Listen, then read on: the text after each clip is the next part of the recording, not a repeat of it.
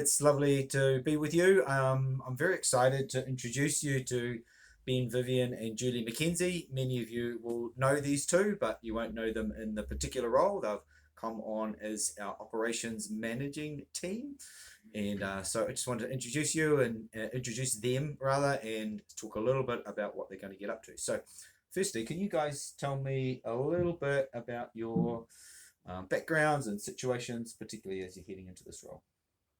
Okay, so I'm Julie McKenzie. I'm married to Ken. I have two 20-year-old sons who are living independently of us, and a puppy who you will see around church quite frequently. Her name is Nala. Feel free to pat her once she's welcomed you with her bark. I left teaching in 2016 and took on a role as a volunteer in the church office, which morphed into a paid position covering communications, database and GST, which I've done for the last 4 years. This role as ops manager appealed to me as I see us moving forward as a church into the community and to facilitate some unity amongst the ministries that operate within this church. Cool. Ben. Yeah, so I'm Ben Vivian, and I'm married to Rose, and we have 4 children. We have a 15-year-old, a 13-year-old, an 11-year-old, and an 8-year-old, and 3 girls, 1 boy.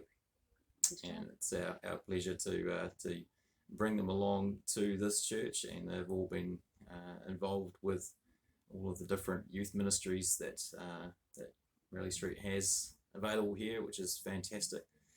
And I have enjoyed becoming part of Amplify as well, part of that ministry. So yeah, we've really enjoyed this as a church home in the first place. So my background is in the last 9 years, my wife Rose and I have been running a business together, which we sold just prior to Christmas last year.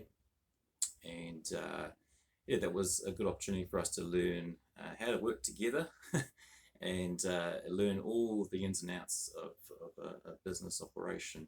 Prior to that, I was an operations manager for an air conditioning company in Canterbury, and previous roles have seen me in sales engineering type roles. So what I probably bring is a wide range of experience and leadership skills, and also an eye to see problems and difficulties and find good solutions to resolve those issues.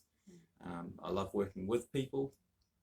All my roles have seen me interacting with the public and professionals in their homes and in their workplaces, and I'm very much someone who loves to get alongside people and relate that way. So I'm looking forward to learning more about the organisation and how they do things here, and how we can work together to enhance that and give a better result at the end of the day. We want to find efficiencies, we want to make things work more harmoniously, and sort of future-proof ourselves for the growth that we've already started to experience, but set ourselves up for a good path moving forward. No, that's very cool.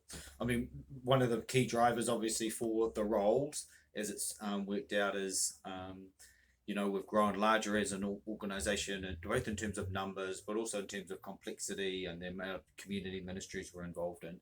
And so it's to bring a degree of clarification and connection and stuff between all those things that are developing. So that's really cool. If they look familiar, Julie, as she said, has been on staff and involved in a number of things for a few years. Ben is often up the front playing bass, has introduced communion, so they will be familiar faces in that sense. Can you guys tell us a little bit about what drew you to the role and what you may be excited about with it? I think having worked in the office and as in the roles that I had, seeing some of the duplication that was unnecessary and seeing some of the things that could be enhanced if everybody was kind of running under the same umbrella and policies and procedures, that it would be a lot easier for everybody. I think my organisational skills in that kind of regard and attention to detail will help kind of bring some of those things more in line.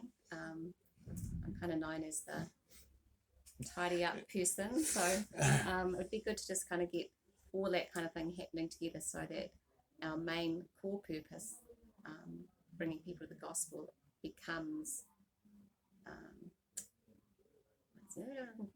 becomes our focal point, rather than tidying up bookwork or that kind of stuff. Yeah, I mean, they're very critical things in the running of a church, and we're very blessed with the number of volunteers and people who have been doing administration tasks. This isn't to take over from those roles, it's actually to enhance and help everybody who's involved in the organisation to be able to flourish in the role that they've been called to. Yeah. What about you, Ben? Is there anything you want to add? Yeah, I'm excited to be a part of anything that is supporting the work and the purpose of the gospel, and if I can be instrumental in helping leadership to have their time freed up a little bit, perhaps, so they can focus on areas of pastoral care and counselling, all that kind of thing, then I'm behind it the whole way. So yeah, I want to do anything I can to undergird the work of the gospel, and that's why I'm here. So okay, so what's it going to look like for the next few weeks? What are some of the things that you guys might be up to that for people to be aware of? Okay, so initially, of course, there'll just be a little bit of running in time as I get used to what things are like currently, and I think we're finding even here on day 2 that there are things that we can fine tune as we go about this process, which is exciting. And I think Julie was pointing to, I should say, some of the ministries that we will be contacting, and getting to know and find out a bit more about where things are at for them, how we can help, if there's any frustrations, anything we can help to streamline. And some things I think we actually just need to take a little bit of leadership on ourselves, and where decisions perhaps have not been made, just to take the courage to make a decision and to say, look, this is the policy that we're wanting to put in place. So just so that it's clear and everyone's on the same page and there's no inconsistency. I think it's really important that we treat everybody with consistency. Yeah, which can be tricky in a larger organisation with lots of people, but that's the way that kind of things work. So we'll look out for these guys in the next wee while. They'll be contacting a number of you and setting up meetings and creating spaces. So please make yourself available and come and say g'day to these guys. Encourage them in their work. We are very excited, me in particular, but I know there are a number of people who are excited to have these guys on board. And we're really excited about the possibilities that it kind of creates for the vision and mission of our church community. So blessings. So thank you guys. Welcome aboard. Thank you. And see you later. Thank you. Ciao.